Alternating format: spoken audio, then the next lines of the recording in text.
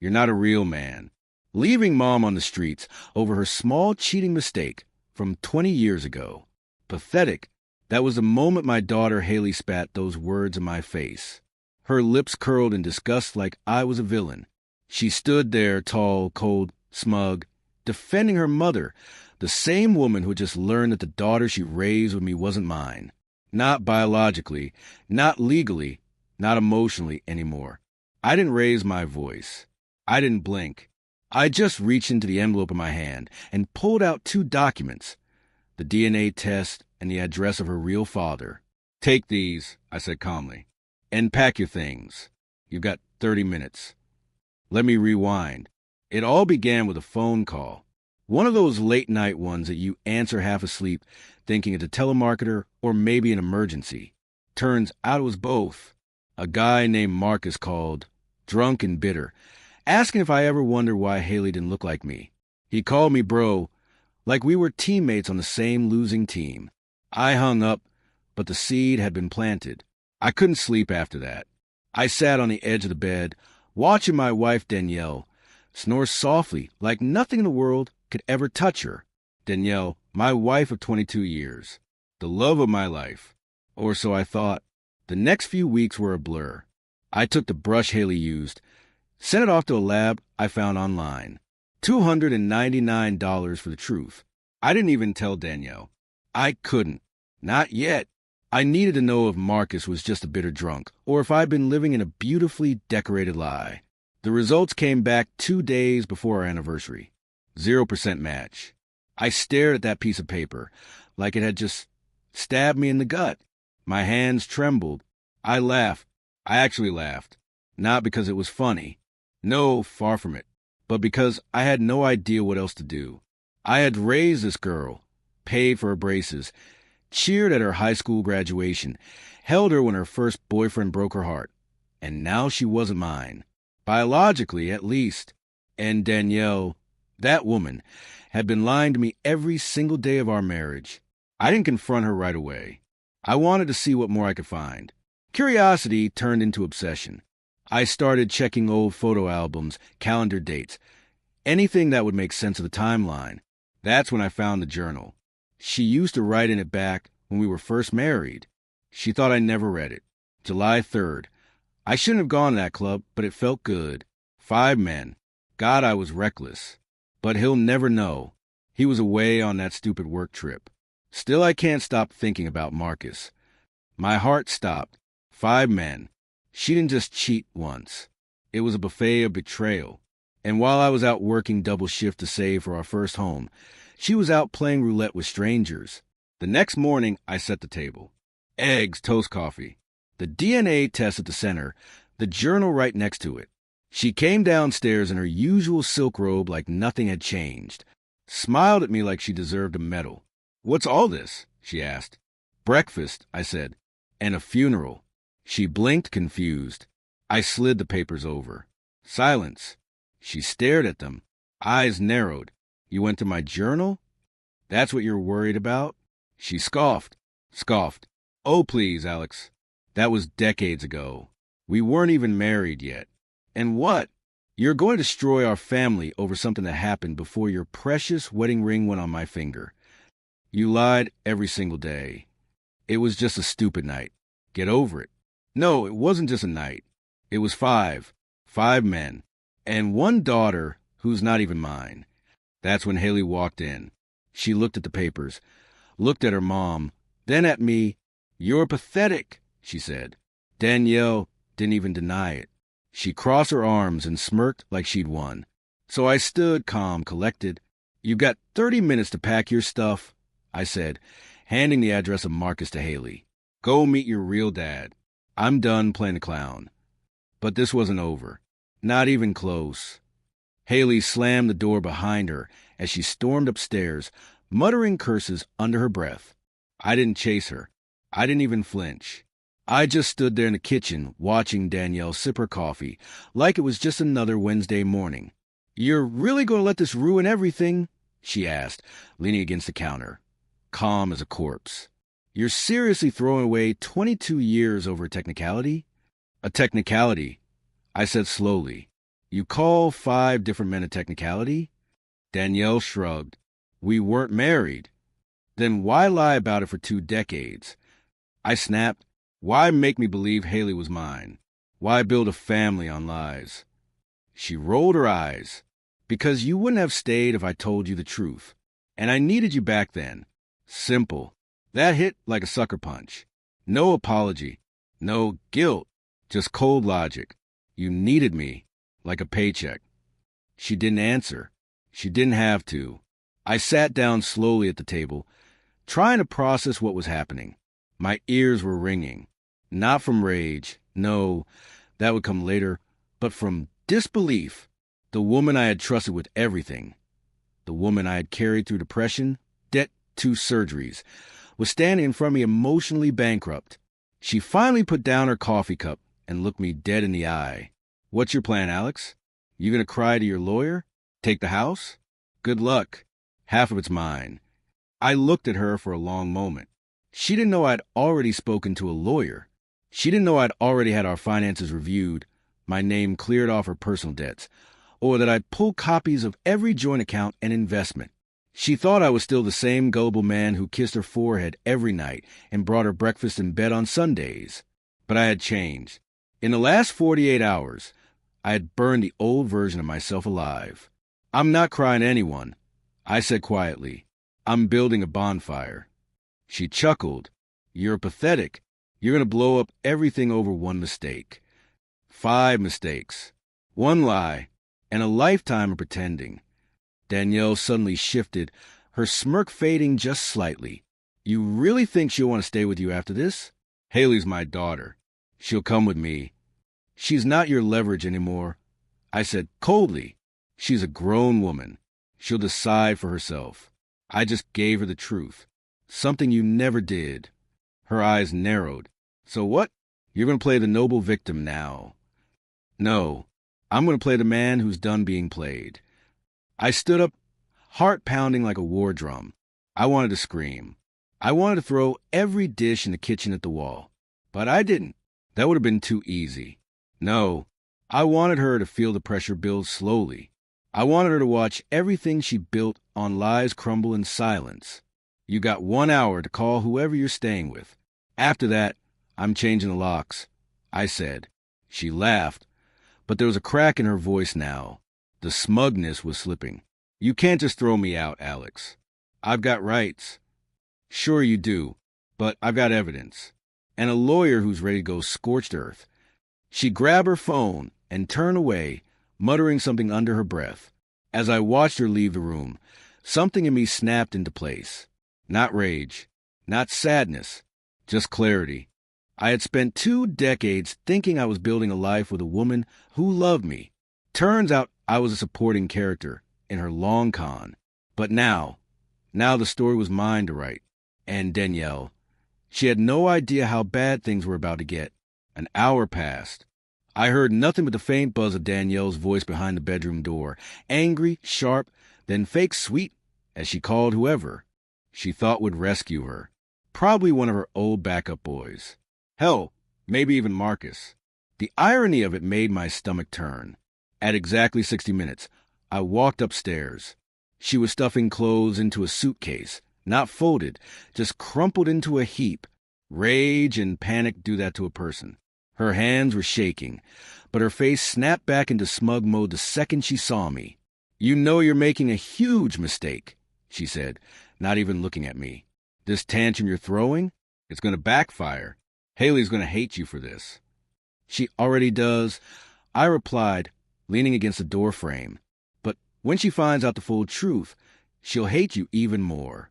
Danielle zipped up the suitcase with one violent tug. Truth? What truth? You told her I slept around. You gave her a test result. Big deal. I pulled out a flash drive from my pocket and twirled it between my fingers. She froze. What's that? I recorded our last 3 arguments and your journal pages. I scanned them. Everything's backed up. Sent copies to my lawyer, a backup drive, and my brother Ben just in case. Her nostrils flared. You're disgusting. No, I said calmly. I'm prepared.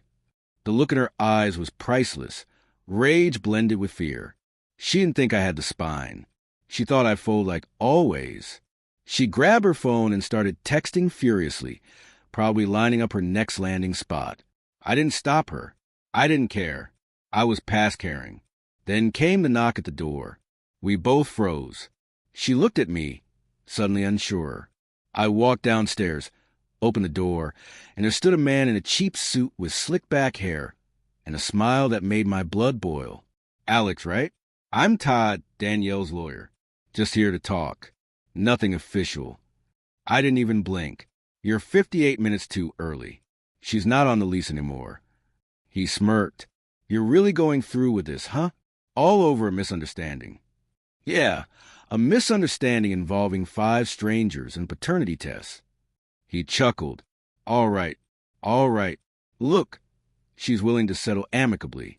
She wants the car, a small alimony, and visitation rights if Haley moves out with you. I stared at him. She gets nothing. His eyebrows lifted. Come on, man. That's not how divorce works.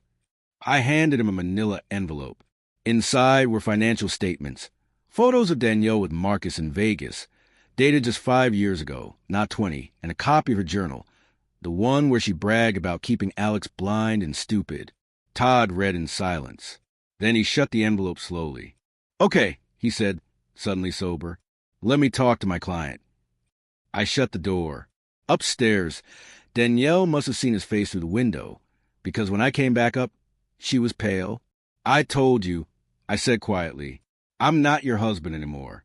I'm the guy cleaning up the mess you made. She opened her mouth, closed it, opened it again, and then finally the mask cracked. You were never enough for me, she said, her voice ice. You were always too soft, too needy. I married you because I was pregnant and scared, not because I loved you. I smiled. Thanks for the clarity. She shoved past me with her suitcase and stomped downstairs. As she opened the front door, she looked back one last time. This isn't over. I nodded. No, it's just starting. And then she was gone. I stood alone in the hallway, the silence ringing louder than her footsteps. For the first time in years, I felt something new. Not heartbreak. Not betrayal. Freedom. I didn't sleep that night. Not because of regret. Not because I missed her. No. Those emotions died the moment she said I was never enough. That was a bullet through the heart I didn't know I needed. I sat in Haley's room, in the same spot where I used to read her bedtime stories. The light from her lava lamp still pulsed against the walls, same as when she was 7. And yet, now everything was different. Every photo on the shelf, every memory carved into this house, it all felt stolen. I kept replaying the look she gave me, that pure disgust, like I was the one who had betrayed the family, like I was the monster. I tried calling her, straight to voicemail. She didn't answer my texts. By noon the next day, I got a message from her. 4 words, don't contact me again. Just like that, my daughter, well, not biologically, but still mine in every way that mattered, had chosen her mother over the truth, over the man who raised her, paid her college tuition, stayed up sick nights beside her hospital bed. I stared at the message for a long time. It felt colder than anything Danielle had said. I went down to the garage, grabbed a bottle of Jack I hadn't touched in years, and opened it without thinking. Took 2 swigs. Let it burn down. That's when my brother Ben called. You holding up? He asked. No, I said. She's gone. Haley, too. He was quiet for a second. I know you're not going to want to hear this, but you need to stay sharp. Danielle's not the type to go quietly. I've got the evidence. All of it. Yeah, and she's got a head full of venom. She'll spin this any way she wants. He wasn't wrong. Danielle was a queen manipulator. She could convince a judge that the sun was cold. But I wasn't scared anymore. I was tired of being the doormat. Tired of being the nice guy who gets steamrolled. That evening, I got another knock at the door. I opened it to find a woman I hadn't seen in almost a decade. Kendra, an old friend of Danielle's, the one who mysteriously disappeared from our lives after vacation in Miami years ago. She looked nervous. Can I come in? She asked. I need to talk to you. We sat at the kitchen table. She looked around like she was afraid Danielle would pop out of a cupboard. I heard what happened, she said, and I need to tell you something. I didn't say anything, just waited. You remember that Miami trip? The one Danielle went on with a few girlfriends. I nodded. She lied. That wasn't a girls' trip. It was a cover. She met up with Marcus again, and two other guys. They had this thing. I didn't want to be part of it. I left after one night. I clenched my jaw. And you're telling me this now? Why? Because I didn't know she was still lying to you. I thought you knew by now. But when I heard she got thrown out and Haley left too, I figured you'd need someone on your side. I leaned back in my chair. She ever talk about me back then? Kendra hesitated, then nodded. She said you were boring. That being with you felt like being in a coma. She said, raising a kid with a guy like you is safe, but not exciting. I closed my eyes for a second. Let it sink in. Let it burn. Then I opened them again. Thank you for telling me. Kendra stood. I'm sorry, Alex. I really am. She left. And just like that, another brick in the wall of lies collapsed. The woman I gave everything to thought I was boring. Safe. A placeholder. That night, I made a decision. I wasn't going to just survive this. I was going to burn her legacy to the ground. Legally, publicly, emotionally. She lit the match. I was just going to hand her the gasoline. The next morning, I put on my best suit. Not for court. Not for a meeting. For war. Danielle thought this was about heartbreak. About betrayal. About love gone sour. But she still didn't get she hadn't just destroyed a marriage. She'd humiliated a man who spent his life building a kingdom for her to rule. And now I was taking every stone of that kingdom back. First stop, my lawyer Grant Lawson, a pit bull in a blazer. I'd chosen him for one reason. He didn't believe in fair fights. He believed in scorched earth tactics and permanent reputational damage. He glanced up from the folder I dropped on his desk. You're serious about going Allen? She want to fight? I said, I'm giving her one. Grant nodded. Good, she's been busy, already filed for alimony, claimed emotional distress, unstable home environment coercion. And even get this mental abuse. I actually laughed mental abuse for me. She's playing the system, knows how it works. But here's what she didn't expect your receipts. He opened the folder and pulled out photos from Vegas, screenshots of texts, her journal copies of financial records, showing her using our joint account to send money to Marcus and two other men she screwed. He said with a grin, you give me 2 weeks. I'll have her begging for a settlement with nothing but her suitcase and a used toothbrush. That's not enough. I said, Grant raised an eyebrow. You want to go beyond divorce? I want everything, her social standing, her circle, her job, her influencer persona. If she made a name for herself lying, I'm going to tear it off like duct tape. He leaned back. Then we're talking PR, social strategy, maybe even private. Investigation, do it. And just like that, it was official. The gloves were off by noon. I had already shut down her access to every joint account, canceled the card she used for shopping sprees, alerted my accountant to freeze our assets until the legal split. I didn't care if it inconvenienced me. I wanted her to feel it every single hour. That evening I drove to the local rec center, the one she volunteered at twice a week, the one where she paraded herself as a loyal mother, the devoted wife, the pillar of the community. I walked and handed the director a sealed envelope. Inside, I said, you'll find photo evidence of your volunteer embezzling community funds, screenshots of purchases made with donation money, and a signed letter from a former friend who witnessed it. The director opened the envelope and turned pale. Who are you, her husband, soon-to-be ex? He didn't ask anything else. Danielle's reputation crumbled before the sun set. She called me that night. I let it ring 10 times before answering. What did you do? She screamed. I just got suspended from the center. My cards aren't working. My lawyer says you're dragging this into the public. You made this public when you lied to my face every day for 22 years. I said coldly, this is a revenge. This is correction. You're destroy my life. No, I'm giving you a taste of what mine became today. I found out Haley wasn't mine. She paused. I could hear her breathing, fast, shaky, and suddenly small. Then her voice dropped. Alex, we can fix this. You and me, we've been through worse. Don't throw this away. I laughed. Oh no, Danielle, you threw it away the moment you climbed into that hotel bed in Vegas. Or maybe it was years earlier, when you wrote in your journal how much you hated waking up. Next to me, silence. You think you're strong, I added. You haven't seen strong yet. I hung up. I didn't want justice anymore. I wanted ruin. And I had just gotten started. 2 days later, I got a call from an unknown number. Alex, it's Taylor. I paused. Taylor was Danielle's best friend since college, maid of honor at our wedding godmother. To Haley, what do you want to talk off the record? I agreed to meet at a local diner. I picked a corner booth where I could see the door in the street. I didn't trust anyone from Danielle's camp. Not anymore. Taylor arrived, sunglasses, hiding her eyes, but her energy was different, nervous, twitchy. She sat across from me and didn't order a thing. I know you have every reason to hate me, she began, but you needn't know most of us had no idea what Danielle. Really? Was I raised an eyebrow? Most she exhaled. Some of us suspected things, the trips, the weird guys that popped up. She always had excuses, covered her tracks. She made you out to be controlling, insecure, emotionally cold. I scoff, of course she did, but after your blow-up, when public things unravel fast, she continued her story, stopped lining up. People started comparing notes. You weren't the one lying. She was to everyone. I sat back, arms crossed. So why are you here? Because I'm done covering for her. And because you need to know what's coming, that got my attention. She's trying to flip this whole thing, paint you as a manipulative narcissist who trapped her in a cold marriage. She's crafting this sob story arc about being a scared young woman forced to keep secrets for survival. And Haley, she's using her. Two, try to get sympathy by dragging her into interviews, saying you mentally abuse them both. I felt my stomach twist.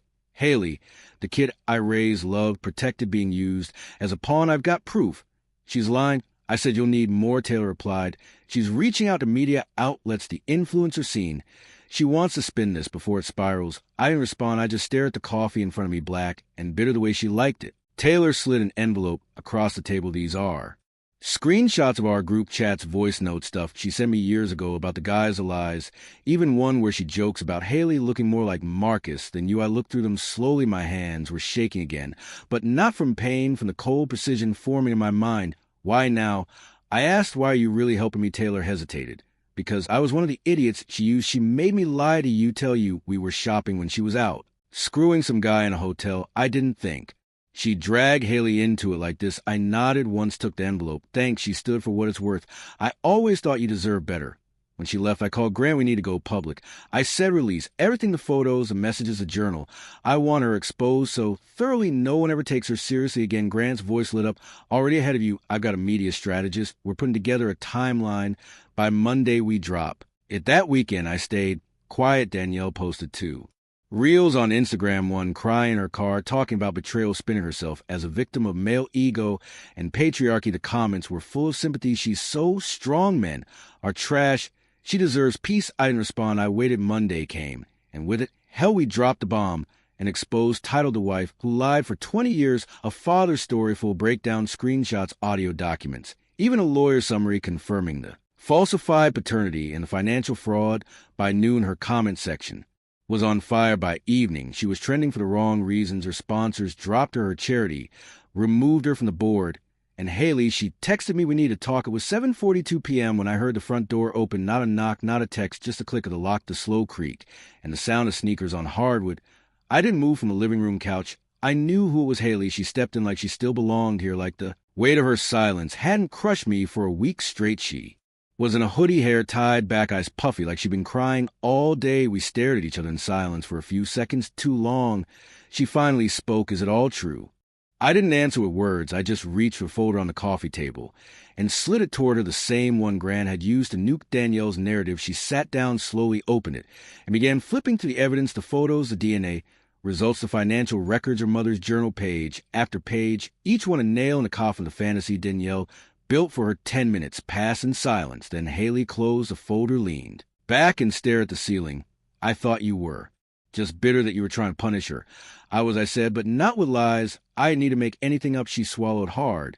She said you hit her once, that you screamed at her, that you told her I wasn't your daughter, just to hurt her.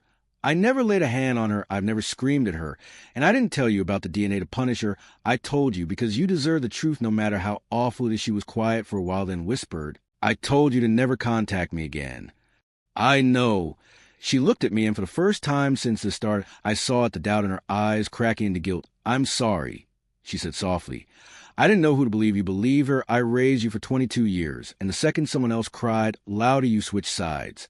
She winced. I didn't mean to choose. Everything was happening so fast. She was breaking down. She said she had nothing left. I thought she needed me. And what about me? I said. My voice didn't rise, but it cut sharper than any yell. What was I? A broken tool, a thing to discard. Once it didn't fit her version of the truth. I was scared, she said. So was I the room when still she looked down? I took paternity test myself. I had no, and it matched. Marcus is my biological father. My stomach turned, but not that I already knew, still hearing her say it made it more real. So what now? I asked. I don't know. She whispered I want to be angry at her, but she's still my mom. And I don't know what that makes me. You're still Haley. You're still the kid I taught to ride a bike, the one who couldn't sleep without her nightlight. But I'm not your father anymore, not legally, not on paper. Tears welled in her eyes. Do you still love me? I didn't flinch. I don't know I want to, but I don't even know who you are anymore, she cried. And I let her know, hugging, no comforting. Not yet. That chapter hadn't been earned. After a few minutes, she stood up. I'll go. She reached the door, then turned back. She's not okay. She said she's completely falling apart. No friends left, no job, no plan. She said you took everything from her. I met her eyes. She took everything from me. I just took it back. She opened the door. If she does something reckless, it's on you. I raised my eyebrows. No, Haley, if she does something reckless, it's on her. That's the one thing you both never understood. Actions have consequences. The door closed behind her, and for the first time since Danielle left, I felt peace. But it didn't last long, because an hour later the cops showed up at my door. Blue and red lights danced through the windows like a twisted celebration. I opened the door and was greeted by two uniformed officers, stern, silent, and clearly not here for friendly conversation. Alex Carter, the taller one, asked, "Yes, we need to ask you to come with us. There's been an accusation of domestic violence and threats against your ex-wife. We just need to ask a few questions." I froze. It was a trap. Danielle's final card, dirty, desperate, and designed to bury me alive. I didn't resist. I didn't argue. I didn't raise my voice. I simply nodded, grabbed my coat, and followed him out. My lawyer's car was already in my wallet, waiting for this exact moment. As I sat in that sterile, cold interrogation room, one thought played on a loop in my head. She'd rather destroy me than admit she lost. The officer across from me read Danielle's statement out loud. She claimed I had come to her temporary apartment 2 nights ago, slammed her against a wall, screamed that she ruined his life, and threatened to end her if she didn't disappear. Complete fiction. I hadn't seen her since the day she left my house with that suitcase, and she knew it. But she also knew that in situations like this, perception often outweighs truth, at least at first. "Do you have an alibi for that night?"